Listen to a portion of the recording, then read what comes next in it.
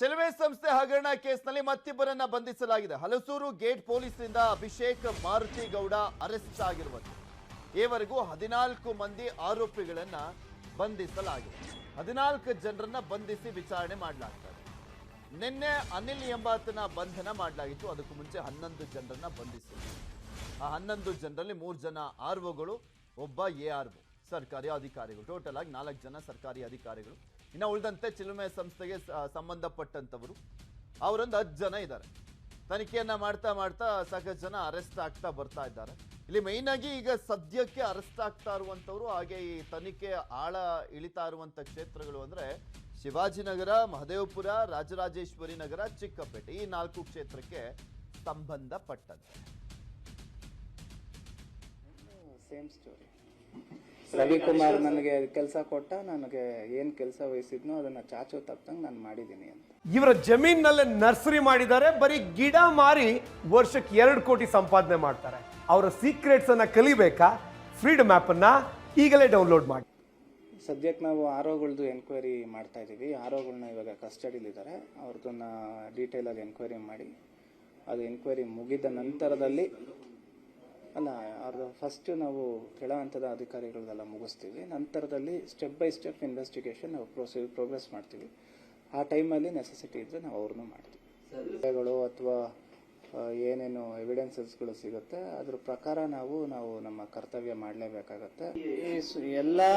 ಎಲ್ಲ ಆರ್ಒಗಳನ್ನೂ ಎನ್ಕ್ವೈರಿ ಮಾಡಿದ್ದೀವಿ. 28 ಆರ್ಒಗಳನ್ನ ನಾವು ಎನ್ಕ್ವೈರಿ ಮಾಡಿದ್ದೀವಿ. ಬಟ್ ಅದರಲ್ಲಿ ಯಾವ ಆರೋಪಿ ವಿರುದ್ಧ ನಮಗೆ ಸಾಕ್ಷ್ಯಾಧಾರಗಳಿದೆ ಹಾಗೂ ಯಾವ ARO ವಿರುದ್ಧ ನಮಗೆ ಸಾಕ್ಷ್ಯಾಧಾರಗಳಿದೆ, ಮತ್ತೆ ಆ ಸಾಕ್ಷ್ಯಾಧಾರಗಳಿರೋದಷ್ಟೇ ಅಲ್ಲ, ಅದು ಪೂರ್ವಕವಾಗಿದೆ ಈ ಕೇಸ್ಗೆ ಅಂಥದ್ದು ಮಾತ್ರ ನಾವು ಇವಾಗ ಸದ್ಯಕ್ಕೆ ಕಸ್ಟಡಿಗೆ ಪಡ್ಕೊಂಡು ನಾವು ತನಿಖೆಯನ್ನು ಮುಂದುವರಿಸಿದ್ದೀವಿ. ಬೆಳಗಾವಿ ಗಡಿ ವಿಚಾರವಾಗಿ ಪೊಲೀಸ್ ಅಧಿಕಾರಿಗಳ ಸಭೆ. ಮಹಾರಾಷ್ಟ್ರ ಪೊಲೀಸರ ಜೊತೆ ಕರ್ನಾಟಕ ಪೊಲೀಸರು ಸಭೆಯನ್ನ ಮಾಡಿದ್ರು. ಗಡಿಯಲ್ಲಿ ಕಾನೂನು ಸುವ್ಯವಸ್ಥೆ ಕಾಪಾಡುವಂತದ್ರ ಬಗ್ಗೆ ಚರ್ಚೆಯನ್ನ ಮಾಡಲಾಗಿದೆ.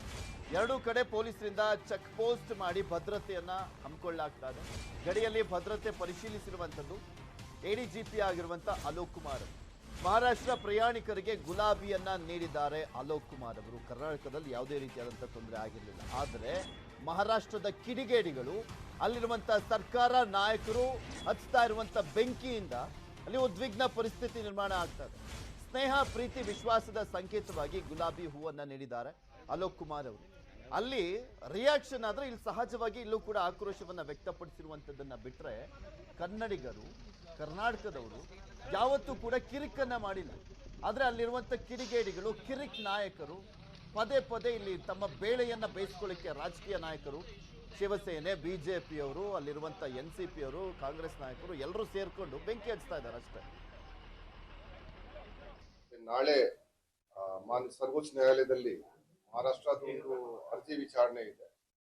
ಅದಕ್ಕಾಗಿ ನಾಳೆ ಏನಾದ್ರೂ ಅಲ್ಲಿ ಅವರು ಕೊಟ್ರೆ ಮತ್ತೆ ಸ್ವಲ್ಪ ಬೇರೆ ಆ ಕಡೆ ಈ ಕಡೆ ಸ್ವಲ್ಪ ಒಂದು ಟೆನ್ಸ್ ಅಟ್ಮಾಸ್ಫಿಯರ್ ಆಗ್ಬಹುದು. ಅದಕ್ಕಾಗಿ ನಾವು ನಮ್ಮ ನೇಬರಿಂಗ್ ಡಿಸ್ಟ್ರಿಕ್ಟ್ಸ್ ಅವರದ್ದು IG ಅವ್ರಿಗೆ ನಾವು ಮಾಡಿ ಜಾಯಿಂಟ್ ಚೆಕ್ ಪೋಸ್ಟ್ ಒಂದು ವ್ಯವಸ್ಥೆ ಏನಿದೆ ಅದು ಈಗಾಗಲೇ ಈ 3 ಕಡೆ ನಮ್ಮ ಕಾಗವಾಡ್ನಲ್ಲಿ ಮತ್ತೆ ನಿಪಾನಿಯಲ್ಲಿ 3 ಕಡೆ ಜಾಯಿಂಟ್ ಚೆಕ್ ಪೋಸ್ಟ್ ಮಹಾರಾಷ್ಟ್ರ ರಾಜ್ಯದ ಜೊತೆಗೆ ನಾವು ಮಾಡಿದ್ದೀವಿ. ಕರ್ನಾಟಕ ರಾಜ್ಯದ್ದು 429. MES ಪುಂಡರಿಗೆ ADGP ಅಲೋಕ್ ಕುಮಾರ್ ಅವರು ಎಚ್ಚರಿಕೆಯನ್ನು ಕೊಟ್ಟಿದ್ದಾರೆ. MES ಪುಂಡರು ತರಲೆ ಮಾಡಿದ್ರೆ ಕಠಿಣ ಕ್ರಮ ಕೈಗೊಳ್ತೇವೆ ಅಂತ ಹೇಳಿದ್ದಾರೆ. MES ಪುಂಡರಿಗೆ ಅಲೋಕ್ ಕುಮಾರ್ ಅವರ ಎಚ್ಚರಿಕೆ ಇದು. ಕಾನೂನು ಸುವ್ಯವಸ್ಥೆಗೆ ಧಕ್ಕೆ ತರಲಿಕ್ಕೆ ಪ್ರಯತ್ನಿಸಿದ್ರೆ ಕಠಿಣ ಕ್ರಮ ಅಂತ ಎಚ್ಚರಿಕೆಯನ್ನ ಕೊಡಲಾಗಿದೆ. ಬೆಳಗಾವಿಯಲ್ಲಿ ADGP ಅಲೋಕ್ ಕುಮಾರ್ ಅವರು ಈ ರೀತಿಯಾದಂತಹ ಎಚ್ಚರಿಕೆಯನ್ನ ಕೊಟ್ಟಿದ್ದಾರೆ. MESನ ಕಿಡಿಗೇಡಿಗಳು ಪುಂಡರಿಗೆ. ನಾವು ಯಾರು ಇಲ್ಲಿ ಒಂದು ಸ್ವತಂತ್ರವಾಗಿ ಯಾರು ಬೇರೆ ಬೇರೆ ಸಂದರ್ಭದಲ್ಲಿ ಬರ್ತಾರೆ, ಏನಾದರೂ ತರಲೆ ತಲಾಟೆ ಮಾಡೋಕ್ಕೆ ಬಂದರೆ ಖಂಡಿತ ನಾವು ಕ್ರಮ ತಗೊಳ್ತೀವಿ. ಆದರೆ ಯಾರ ಜೊತೆಗೆ ಸಮಾಲೋಚನೆ ಮಾಡಲಿಕ್ಕೆ, ಯಾರ ಜೊತೆಗೆ ಯಾರ ಮನೇಲಿ ಊಟ ಮಾಡೋಕ್ಕೆ, ಯಾವ ಮದುವೆಗೆ ಬಂದರೆ ಮತ್ತೆ ನಾವು ಇದು ಮಾಡೋಕ್ಕೆ ಇದು ಆಗಲ್ಲ. ನಾವು ನೋಡ್ತೀವಿ ಈಗ ಯಾವ ಉದ್ದೇಶಕ್ಕೆ ಬಂದಿದ್ದಾರೆ. ಅವ್ರದ್ದು ಬಂದರೆ ಏನಾದರೂ ಅವರು ನಮ್ಮ ಕಾನೂನು ಮತ್ತು ಸುವ್ಯವಸ್ಥೆಗೆ ಧಕ್ಕೆ ತರಕ್ಕೆ ಏನಾದರೂ ಅವರು ಪ್ರಯತ್ನ ಮಾಡ್ತಾರೆ. ಆತೇನಾದರೂ ಕಂಡು ಬಂದರೆ ನಾವು ಖಂಡಿತ ಕ್ರಮ ತಗೊಳ್ತೀವಿ. MES ಪುಂಡ್ರಿಗೆ ಏನು ಹೇಳ್ತೀರಿ ಸರ್?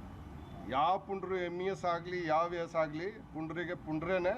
ನಾವು ಯಾರು ಸ್ವಲ್ಪ ಕೂಡ ತರಲೆ ಮಾಡಿದರೆ ಅವ್ರಿಗೆ ಸರಿಯಾಗಿ ಅವ್ರ ಮೇಲೆ ಆ್ಯಕ್ಷನ್ ತೊಗೊಳ್ತೀವಿ. ಎಲ್ಲರಿಗೆ ಎಲ್ಲ ಪುಂಡ್ರಿಗೆ ಅದು